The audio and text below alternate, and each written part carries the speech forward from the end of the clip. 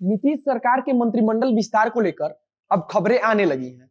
खबर है कि अगले सप्ताह में नीतीश कुमार अपने मंत्रिमंडल का विस्तार कर सकते हैं। हालांकि कुछ मीडिया रिपोर्ट्स इस बात का दावा कर रही हैं कि मंत्रिमंडल का विस्तार 29 तारीख को किया जाना है। दैनिक भास्कर ने अपने रिपोर्ट में इस बात का दावा किया है कि आने वाले 29 तारीख को नीतीश कुमार अपने कैबिनेट का विस्तार करेंगे। हालांकि इसके निश्चित डेट को लेकर फिलहाल संशय बरकरार है। आपको बता दें कि नीतीश कुमार जब मुख्यमंत्री पद का शपथ ले रहे थे तब उनके साथ जदयू की तरफ से 5 तो भाजपा की तरफ से 7 मंत्रियों ने शपथ लिया था। वहीं शपथ ग्रहण करने के कुछ घंटे बाद ही शिक्षा मंत्री मेवालाल चौधरी को इस्तीफा सौंपना पड़ा था। इसके अलावा जीतन राम मांझी की पार्टी हम और विकासशील इंसान पार्टी के कोटे से भी एक एक मंत्री बनाए गए थे। अभी आपको बताएंगे कि किसी भी राज्य में मंत्रियों की निश्चित संख्या कितनी हो सकती है, इसको लेकर हमारे देश में क्या कानून है और उसे कब लागू किया गया था।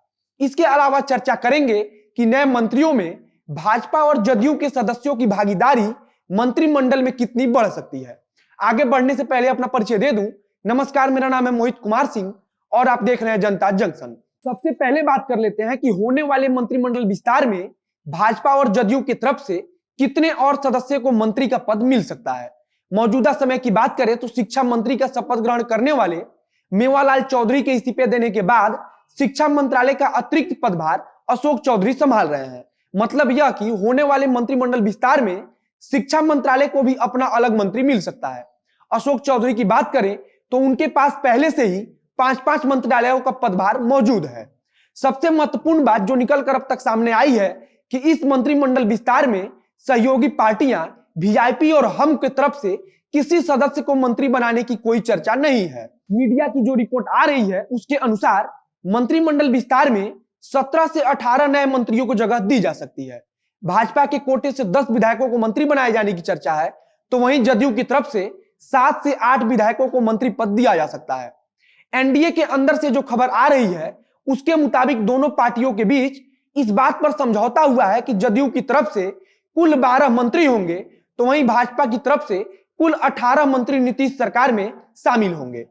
अब आपकी जानकारी के लिए बता दूं कि बिहार राज्य में कुल 36 मंत्री बनाए जा सकते हैं, लेकिन खबर है कि नीतीश कुमार अपने मंत्रिमंडल को 32 और 33 के बीच में ही रखना चाहते हैं। फिलहाल की बात करें तो एक एक मंत्रियों के पास 4 से 5 मंत्रालयों का अतिरिक्त पदभार मौजूद है। अब आपको बता देते हैं कि आखिर कैसे किसी भी राज्य में कितने मंत्री बनाए जाएंगे इसका निर्धारण किया जाता है। सबसे पहले तो इतना जान लीजिए कि किसी भी राज्य के टोटल विधायकों की जो संख्या होती है उसके 15% सदस्य मंत्रिमंडल में शामिल किए जा सकते हैं। अगर इस हिसाब से देखें तो 244 सदस्यों वाली बिहार विधानसभा में 15% का मतलब 36.6 होता है। इस हिसाब से कुल 36 विधायकों को मंत्रिमंडल में शामिल किया जा सकता है। अब बात कर लेते हैं कि इसका निर्धारण किस कानून के तहत किया जाता है।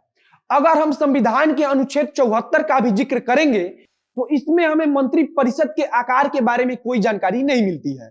इसमें इस चीज का जिक्र नहीं है कि राज्य या केंद्र सरकार में कितने मंत्री बनाए जा सकते हैं, लेकिन इसके लिए 2003 में केंद्र सरकार ने 91वें संविधान संशोधन के जरिए मंत्री परिषद के आकार को निश्चित कर दिया था।